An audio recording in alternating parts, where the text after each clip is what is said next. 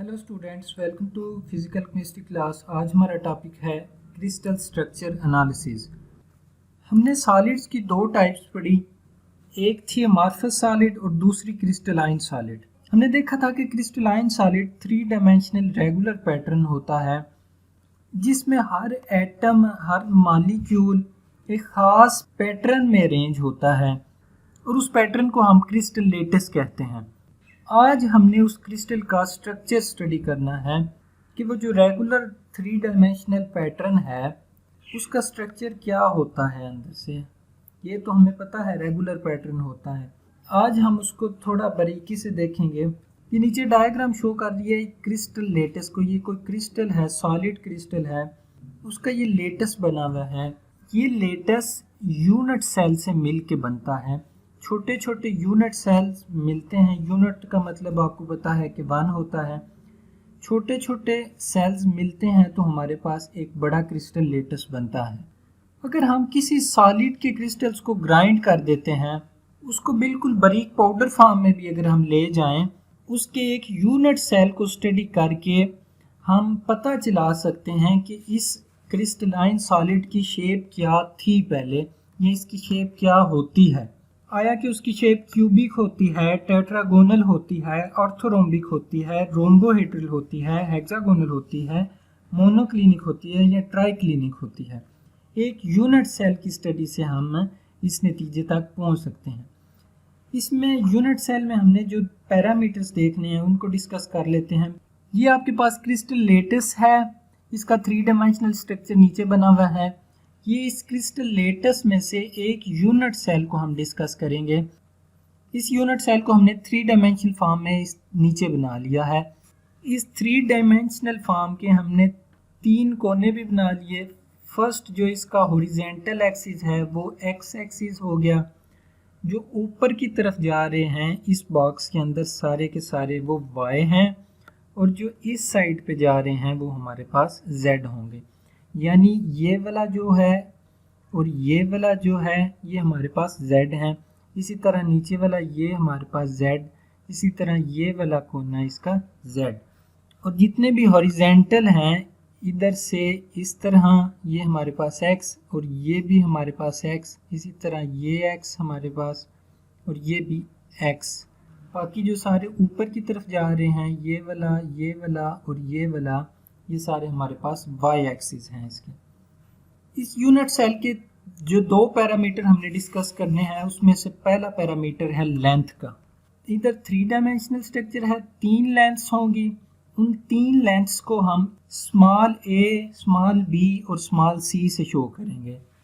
हमने इस z वाले एक्सिस को a बोल दिया, हॉरिजॉन्टल x एक्सिस को b बोल दिया और इस वर्टिकल y एक्सिस को हमने स्मॉल c से शो कर दिया। दूसरा पैरामीटर इसमें जो होगा वो एंगल्स होंगे हमारे पास, क्योंकि 3 डायमेंशनल पैटर्न है तो एंगल्स तो मस्ट होंगे। एंगल्स को इसमें हम शो करेंगे अल्फा, बीटा और गैमा से।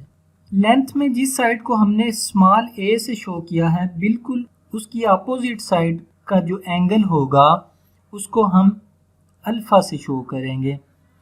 इसी तरह जो हमने स्मॉल b से शो की थी लेंथ, उसका जो अपोजिट साइड पे एंगल होगा उसको हम बीटा बोलेंगे, और जिसको हमने c बोला था उसकी अपोजिट साइड पे जो एंगल बन रहा होगा उसको हम गैमा बोलेंगे। ठीक हो गया, हमारी 2 पॉइंट्स क्लियर हो गए, एक लेंथ वाला और दूसरा एंगल्स वाला। लेंथ को हमने ए बी सी से रिप्रेजेंट किया, जबकि हमने एंगल्स को अल्फा, बीटा और गैमा से रिप्रेजेंट किया। अब हम देखेंगे कि ये ए बी सी और अल्फा, बीटा, गैमा हमें किस तरह किसी भी क्रिस्टल के स्ट्रक्चर को जानने में मदद देता है। ये टेबल आपके सामने आ गया एक। इसमें पीछे जो हमने एग्जांपल देखी है वो क्यूब की देखी है। आपने देखा होगा कि क्यूब बना हुआ था एक, ये क्यूबिक स्ट्रक्चर था। इसकी प्रॉपर्टीज हमने देखी कि इसका ए बी सी कितना होता है और अल्फा, बीटा, गैमा कितना होता है। अब देखेंगे कि इसके सारे एंगल्स 90 के हैं, यानी जो हमने लेंथ रिप्रेजेंट की है a is equal to B is equal to C. A भी ना ए इक्वल है बी के, बी इक्वल है सी के। अगर ए इक्वल है बी के, बी इक्वल है सी के, इस तरह अल्फा हमने ए के अपोजिट बनाया था, बीटा हमने बी के अपोजिट और गैमा हमने सी के अपोजिट, ये तीनों भी फिर बराबर होंगे तो ये तीनों हमारे पास 90 डिग्री के होंगे। यानी जिस यूनिट सेल को आप स्टडी कर रहे हैं उसके अंदर अगर अल्फा, बीटा और गैमा 90 डिग्री के हैं तो वो हमारे पास क्यूबिक क्रिस्टल सिस्टम होगा, यानी उसका स्ट्रक्चर हमारे पास क्यूबिक होगा। इसकी एग्जांपल्स हमारे पास NaCl होगी, सिंपलेस्ट एग्जांपल है। NaCl का स्ट्रक्चर बनाएंगे तो उसमें अल्फा, बीटा और गैमा हमारे पास क्या होंगे, 90 डिग्री के होंगे, जिनसे हमें पता चल जाता है कि ये क्यूबिक स्ट्रक्चर होगा NaCl का। इसी तरह सीजियम क्लोराइड का भी क्यूबिक स्ट्रक्चर। नेक्स्ट शेप में हमारे पास टेट्रागोनल आ गए। अगर आपकी यूनिट सेल में जिसको आप स्टडी कर रहे हैं उसमें उसकी length a is equal to B हो और b is not equal to C हो, उनमें भी एंगल्स हमारे पास क्या होंगे, तीनों एंगल्स 90 डिग्री के इक्वल होंगे। उनकी एग्जांपल हमारे पास आगे ये लिखी हुई है। इसी तरह ऑर्थोरोम्बिक होगा, उसमें तीनों इक्वल नहीं होंगे लेकिन अल्फा, बीटा और गैमा 90 डिग्री के होंगे। इसी तरह अगर आपके पास a is equal to B is equal to C हो तो alpha is equal to beta is equal to gamma is not equal to 90 हो तो आपके पास रोम्बोहेड्रल। यानी ये दो फैक्टर्स हैं जिन पे आपका ये क्रिस्टल सिस्टम का स्ट्रक्चर डिपेंड करता है। अगर आपको ये याद है तो आप आसानी से बता सकते हैं कि ये कौन से क्रिस्टल की बात हो रही है, वो क्यूबिक सिस्टम में है, टेट्रागोनल सिस्टम में है, ऑर्थोरोम्बिक सिस्टम में है। ये डिस्कवरी इसलिए इम्पॉर्टेंट थी क्योंकि कई एग्जांपल्स हमारे पास होती हैं जो कि एट अ टाइम दो फॉर्म्स में एग्जिस्ट कर रही होती हैं। एट अ टाइम वो ऑर्थोरोम्बिक भी होती है और रोम्बोहेड्रल भी शो हो रही होती है।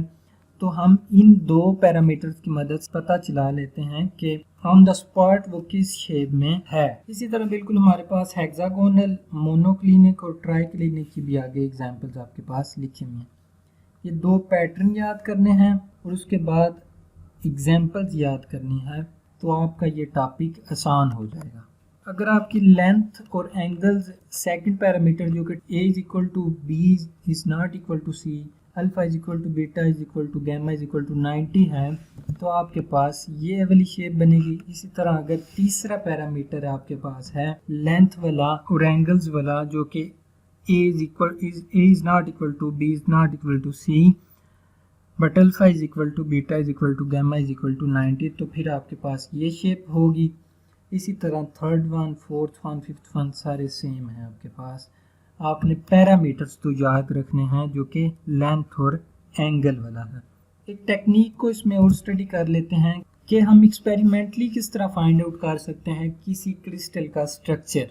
हम एक्सरे की मदद से किसी भी क्रिस्टल का स्ट्रक्चर फाइंड आउट कर सकते हैं।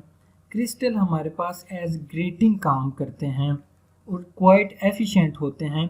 ग्रेटिंग क्या होती है? ग्रेटिंग वेवलेंथ सिलेक्शन डिवाइस है आपके पास जिससे वेवलेंथ सेपरेट हो जाती है। यानी ये जो ग्रेटिंग लिखा हुआ है इसको आप समझें कि कोई क्रिस्टल यहाँ पे पड़ा हुआ है।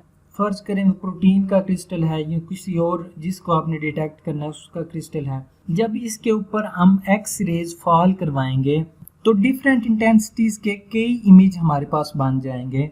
तो डाइफ्रैक्ट होके डिफरेंट इंटेंसिटीज के कई पैटर्न हमारे पास बन जाएंगे।